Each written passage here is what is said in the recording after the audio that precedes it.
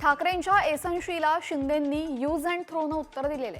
वापरा आणि फेका ही ठाकरेंची नीती आहे. त्यांना जनतेनं जागा दाखवून दिल्याची टीका शिंदेंनी केली आहे. काही दिवसांपूर्वीच ठाकरेंनी शिंदेंचा उल्लेख एसएनशी असा केलेला.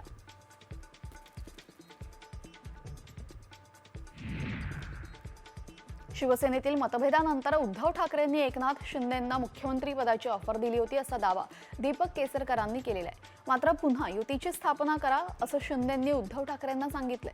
मात्र ठाकरेंनी त्याला विरोध केला असून तेव्हाच एकनाथ शिंदेंनी पुढचं पाऊल उचललं असं दीपक केसरकरांनी म्हटलंय.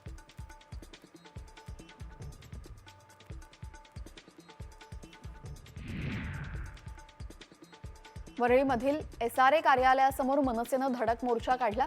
गेल्या 30 वर्षांपासून रखडलेल्या प्रकल्पाबाबत विचारणा करण्यासाठी मोर्चा काढण्यात आलेला आहे. तसेच अधिकाऱ्यांच्या चर्चेतून योग्य मार्ग नाही निघाला तर मनसे स्टाईलनं आंदोलन करण्याचा इशारा कार्यकर्त्यांनी दिलाय.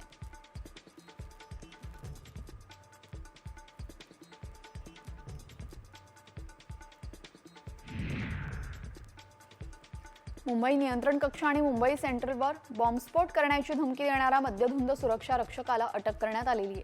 मुलुंड रेल्वे स्थानकातून निघून जाण्यास सांगितल्यानंतर आरोपी पियुष शुक्ला पोलिसांवर संतापला. शुक्लाला अपमानित वाटले आणि त्यानं दारूच्या नशेत 100 क्रमांकावर ही धमकी दिली.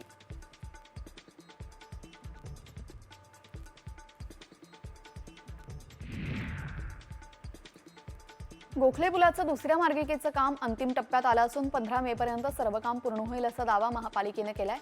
काम विना अडथळा पार करण्यासाठी गोल्ड स्पॉट जंक्शन ते गोखले पूल पश्चिम वाहिनी मार्ग आणि गोखले पूल ते गोल्ड स्पॉट जंक्शन पूर्व वाहिनी मार्ग 15 मेपर्यंत बंद असणार आहे.